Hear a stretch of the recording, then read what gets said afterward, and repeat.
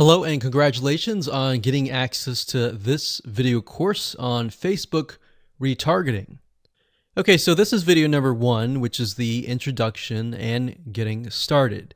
So before we get started, I want to give you a quick overview of what's inside this video course so you know exactly what to expect. So obviously this is video number 1. Video number 2 is going to be a visual map of Facebook retargeting. And what that includes is I'm going to show you how Facebook retargeting works. And a lot of times people jump straight into showing you how to set things up. But unless you really understand how everything fits together, what connects to what, and all of that, it's really going to become confusing. Because if you set things up like an email opt-in retargeting campaign or a blog post campaign, or a purchase retargeting campaign, every one of those is different. So once I show you the basics via a visual map, that's when we show you some real life examples in video number 3. Of course, in video number 4, I'm going to talk about the Facebook pixel, what it is, why it's important, and how it's used.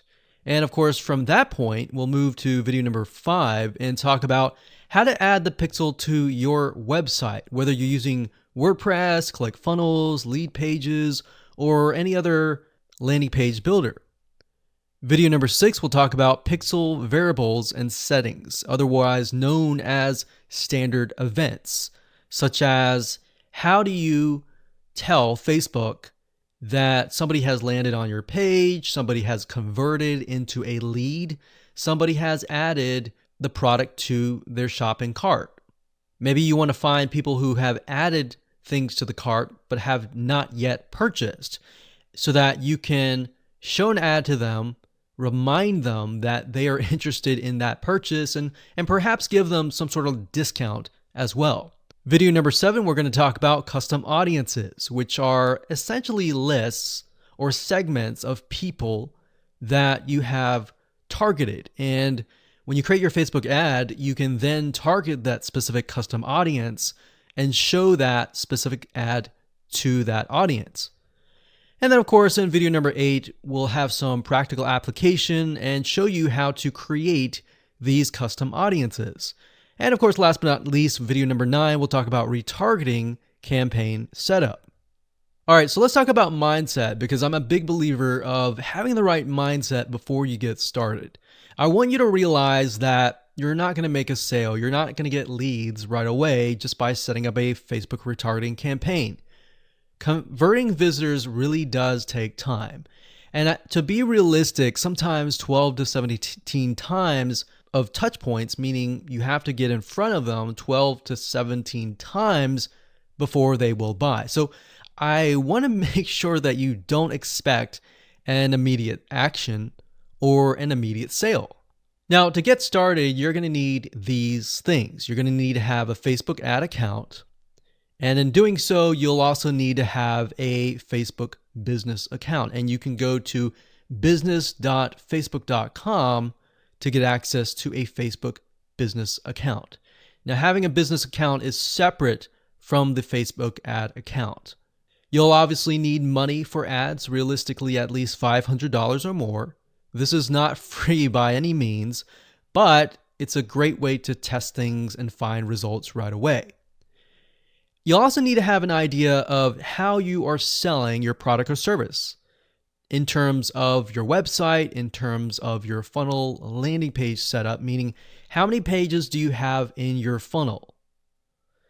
Do you have 3? Do you have 4? Do you have 5? How many? So you want to have an idea of that before you get started, because it'll start to make sense once I show you around. And of course, you'll need to have some sort of mind map or flowchart software. And the reason for that is it will help you be able to map things out, map your own plan of attack out, so that you will be able to successfully implement everything that we're teaching you.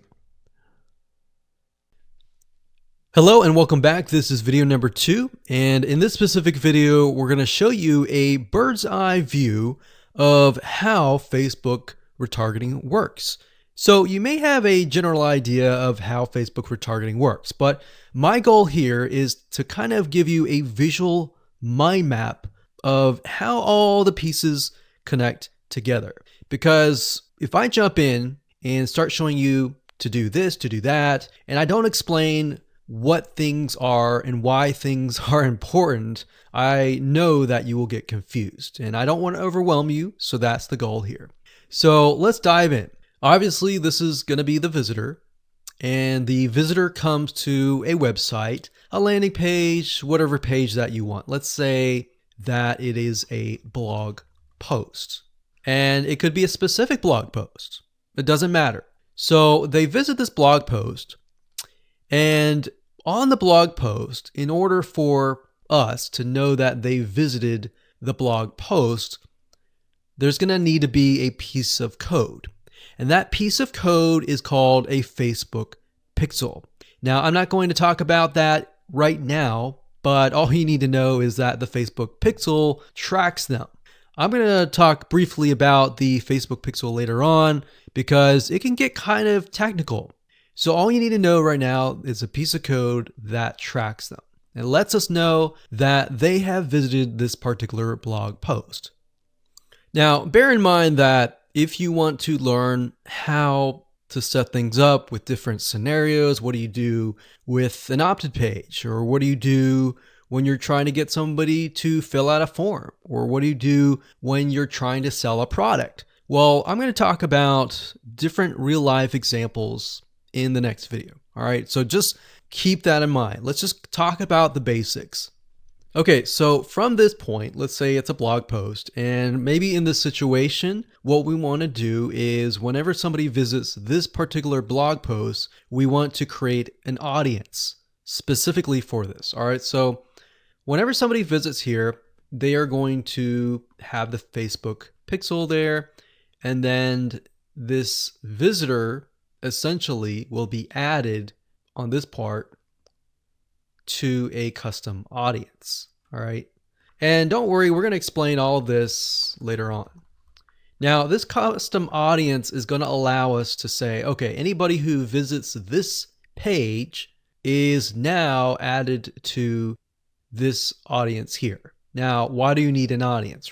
Well, you need an audience because when it comes to trying to put ads up, so let's put this up. Let's do a Facebook ad.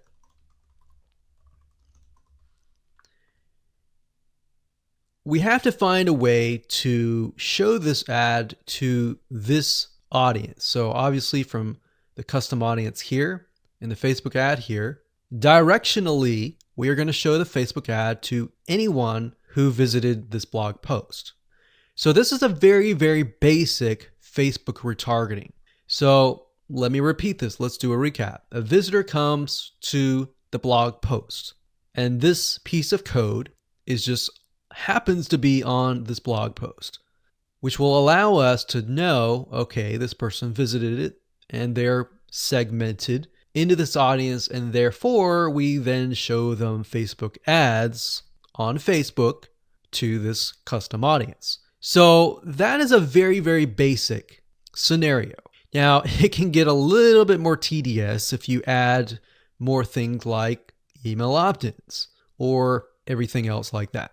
But I just want to start with the basics. We'll talk about more about real life examples in the next video.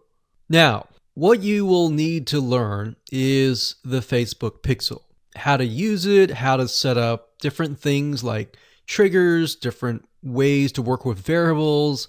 And the Facebook pixel is just more than a piece of code. It can track when somebody visits a page. It can track when somebody buys a product. It can track when somebody opts in. So in other words, if you want to know if a conversion happened, then you will need the Facebook pixel again.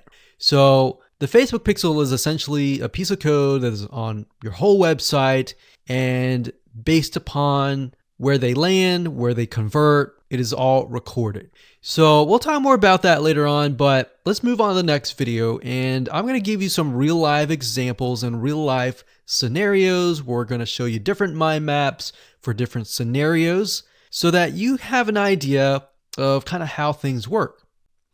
Hello and welcome back. This particular video is video number 4, and we're going to focus on the Facebook pixel. So we briefly talked about that earlier, but before we dive in, I want to say that you will need to have a Facebook business account. So to do that, you'll need to go to business.facebook.com. That's business.facebook.com. You'll need to create an account so that Facebook knows that you have access to certain ad accounts.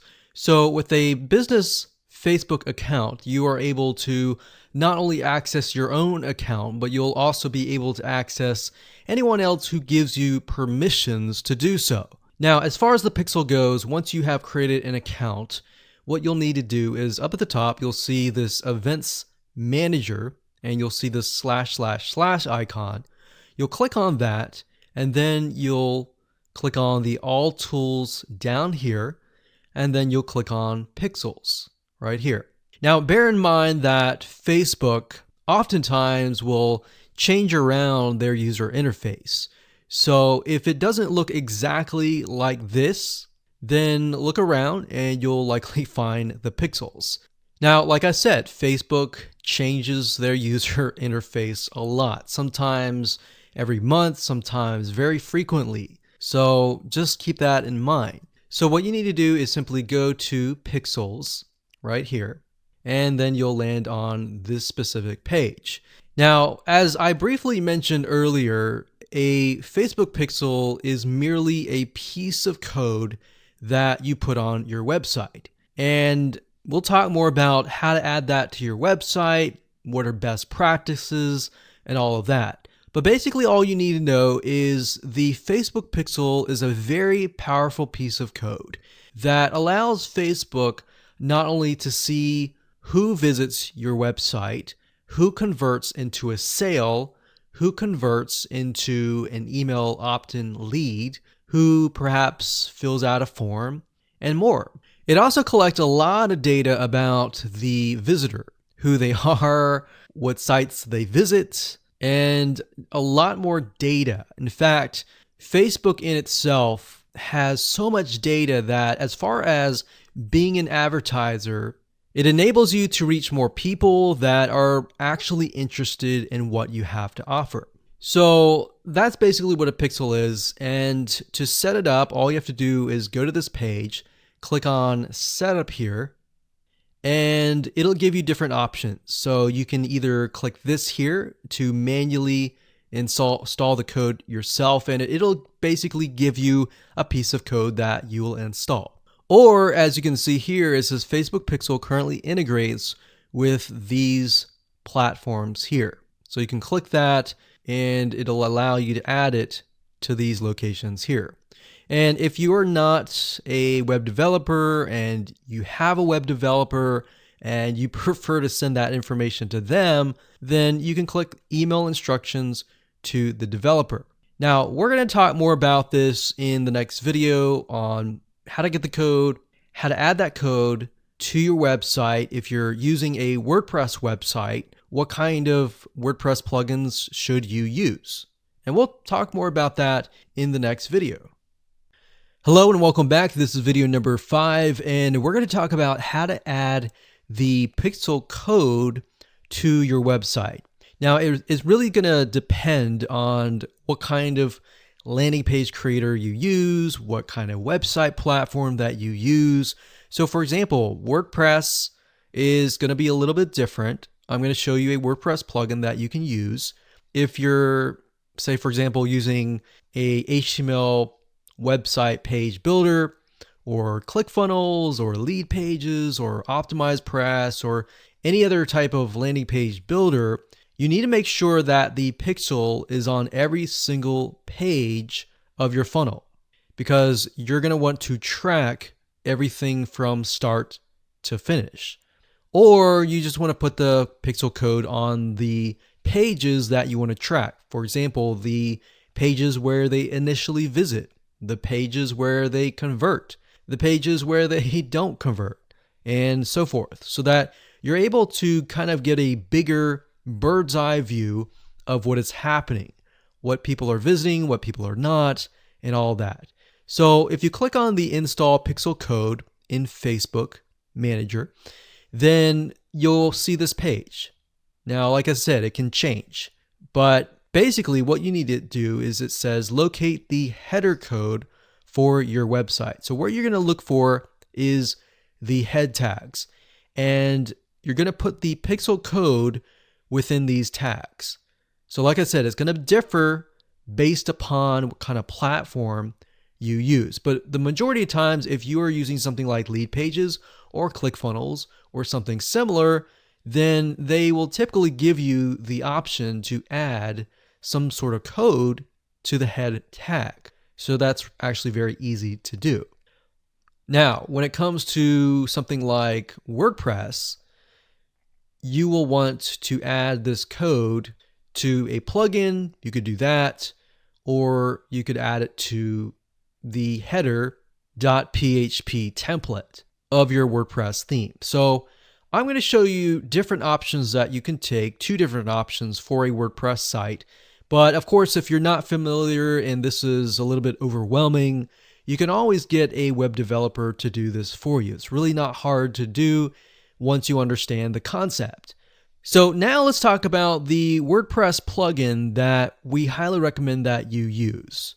We actually use this on a lot of our WordPress sites, and it's a free plugin. If you go to wordpress.org/plugins/pixel-your-site, as you can see here, or you can simply come here, click on plugins, and type that in here. That's fine as well. But this plugin is very useful, and it allows you to add your Facebook pixel to certain pages of your WordPress site. So it's a matter of just simply installing the plugin, grabbing your pixel code, and adding it to the settings area. So it's very, very easy if what we talked about before it seemed a little bit daunting. Now, once you have everything installed, the next thing you're going to want to have is you're going to want to install a Google Chrome extension called the Facebook Pixel Helper. And the reason why you want to install this is because you want to make sure that the web pages that you're inserting into Facebook actually have the Facebook pixel. You definitely don't want to assume that it is installed and set up your campaign, pay the money for the Facebook ads, and realize, oops, it's not there. So this is another free plugin for Google Chrome. And if you're using other things like Safari or Firefox, you can probably go and Google Facebook Pixel Firefox or Facebook Pixel Safari. But for Google Chrome, this is what we use. And all you have to do is install it. And as you can see down here, you're going to see this icon. And any web page that you visit in your funnel, if you click that, it should say that the pixel has been found. If it has not been found, you either need to reinstall it, showing what we talked about earlier with the WordPress plugin and all that, or even just hiring somebody who knows how to do that. And it's really not that hard. But this is going to make your life a lot easier. So again, go to Google, type in Pixel Helper Chrome extension, and you'll get this right here. And that's really all you need. All you need to do as a recap is, number one, install the pixel in the head tags for any web page that you want. And number two, get this Chrome extension so that you're able to test and make sure that you've installed the pixel correctly. So now that you understand how to add the pixel to your website, your WordPress site, or your landing page builder, let's move on to the next video and let's talk about the Facebook pixel variables and the different settings of the pixel itself so that you're able to track, you're able to see what is converting and all that. Hello and welcome back. This is video number 8, and we're going to talk about creating a custom audience. Now, it's really not hard. I'm going to show you step by step what you need to do, and we'll give you some recommended criteria to get started. So like I said, most of you are going to use the website traffic custom audience. So I went ahead and just clicked on that one, and you're going to see this here. Now, Facebook might change the user interface, but the majority of the time it's pretty much the same. So it says include people who meet any of the following criteria. Now you can change the any to all if you want. So we could say anybody who visits the initial page, any page, or let's say, for example, the blog posts. If somebody visits the blog post or another blog post, let's say we have 3 different blog posts, then we can say anybody who visits any of these 3 blog posts, let's retarget them. Let's put them in a custom audience. So if it's any, you could say all website visitors in the last 30 days. So it's all website visitors or people who visited a specific web page or they spent a certain amount of time on your website. And this is really good to have just in case somebody visits really quickly and then leaves. You're most likely not going to want to create a custom audience to somebody who comes to your website and within 5 seconds leaves. You would rather create a custom audience of people who perhaps came, spent about 10 minutes or more, and then you could create a custom audience on that because that usually means that they are interested in what you have to offer. So you could do that. You could do, specific events like page view, general event, view content, or purchase. Now, if it's a specific web page, then you're going to want to enter the full URL, or what you could do is you could say anybody who visits a specific web page that has the keyword blog in it or paint, something like a keyword. Now, what I would recommend is to enter the full URL right here. So you could have one here, you could include more, like so. So you could click that and include more and more and more. Or you could say something like include people who meet all. So they have to have visited blog post 1, 2, and 3 in order to be considered part of that custom audience. Now, what we found over the years is the more specific, the better. If you can get a custom audience for a very specific page, then when you create a retargeting ad, you will be able to talk to them very specifically.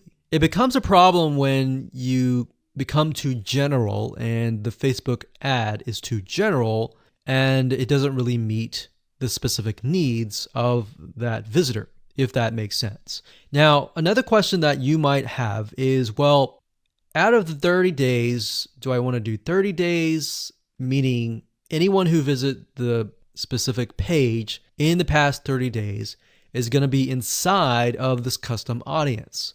Now, the maximum time is 180 days, so you could do 180 days. But I am going to warn you because the majority of people who come to your page are not going to remember you past 7 days. So, keeping that in mind, you may want to stick with 30 days or less. And if you think about if you go to a web page, a lot of times you're not even going to remember it even 30 days down the road, unless it's a review page for a product that they are interested in or a product that they might be going to buy.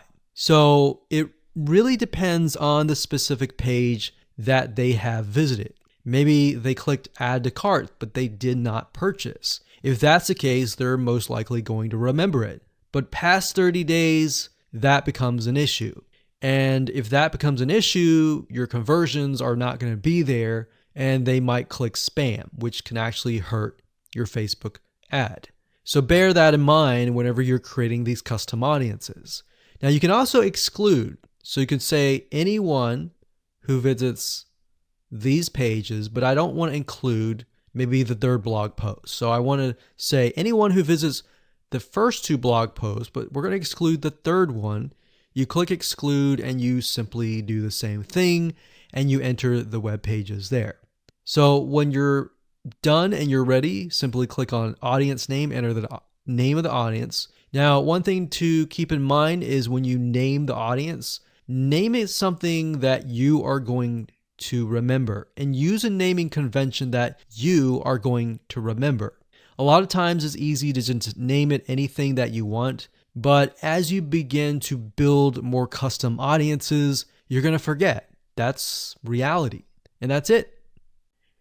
So one of the biggest problems any online business owner will face is making the first sale with a new prospective customer. Statistics show that in general, only 2% of prospects convert. Now, the other 98% leave and may never come back to your website. This means that any money that you've invested into getting people to visit your website has been lost. And that can actually quickly add up to a lot of wasted money. Now, if we take a closer look at these statistics, the big question becomes, why do online shoppers leave without paying or taking some sort of action?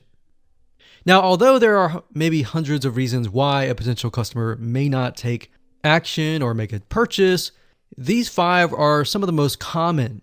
Number 1, they are presented with unexpected costs or they can't afford it. Number 2, they thought the price was just too expensive. Number 3, they found a better price elsewhere. Or number 4, they decided against buying. Or number 5, they were just browsing. You see, with such a high percentage of people leaving your site, each of course with their own reasoning, is there any way to get them back to your site without having to reinvest a ton of more money into getting new clients? The answer is yes. And this is what we call retargeting. Facebook retargeting marketing is gaining more and more popularity with website owners. And here's why. I'm sure you've run into retargeting ads that are targeted towards yourself. And let me explain how they work. Imagine if you go to google.com and you type in a specific item that you're looking to buy, say barbecue grills. Let's say this barbecue grill website owner sets up a Facebook retargeting campaign. You're interested, but you don't buy at the very moment. Maybe it's because you're busy, maybe because the price is too high, maybe whatever reason it is, you leave. Then you happen to go to facebook.com and see ads related to the site that you've just visited. You're intrigued and you come back and buy or take a specific action. You see, in this case, the retargeting ads sealed the deal that you would ultimately buy from them. If you're still not convinced of the power of retargeting, then here's a specific statistic. You see, according to ComScore study, retargeting ads led to about 1,046 increase in branded search and about 726 lift in site visitation after about 4 weeks of retargeted ad exposure. That's a huge amount of people that otherwise would likely never come back to your website or your landing page. Now, the best news about this is that you can do it for your own website. So I'd like to introduce you to a 9-part video course that shows you how to do this step by step. So in other words, while 2% of your prospects may convert after viewing the website initially, the other 98% who may leave may never come back. So this video course is all about how to professionally use Facebook retargeting marketing to bring back about 98% and convert window shoppers into buyers. So I'm going to show you how to properly set this up and use the power of retargeting on the facebook.com platform. Now, here's a quick overview of what's inside this video course. Video number 1 is the introduction. We'll give you a quick overview of the course. We'll talk about how to get in the right mindset so that you start off strong. And then we talk about what tools and what things you'll need to have in hand to get started. Video number 2 is a visual mind map of the Facebook retargeting process. Before we jump in and show you how to set things up step by step, it's really good to get a bird's eye view or a general view of everything at once. So this is what this video covers. Video number 3, we'll talk about the visual mind map of real life scenarios. By giving you some real life scenarios or real life examples, what this does is it enables your mind to start moving, start jogging with ideas so that you can pick and choose which one you want to go with, and that you begin to understand the whole process of Facebook retargeting. Number 4, we'll talk about the Facebook pixel, what it is, why it's important, and how you can use it. Video number 5, we'll talk about adding the pixel to your website, whether you're using WordPress or ClickFunnels, Lead Pages, or any other landing page builder. Video number 6 will talk about pixel variables and settings, otherwise known as standard events. Video number 7 will talk about custom audiences and of course how to create custom audiences in video number 8. And of course, last but not least, video number 9 will talk about retargeting campaign setup. So we're going to take everything that you've learned up until this point and set up a campaign to show you how to implement and embed the custom audiences within that retargeting campaign. So if you're interested in how to create your own highly successful Facebook retargeting campaign, with that said, everything you need to know is right here inside this video course.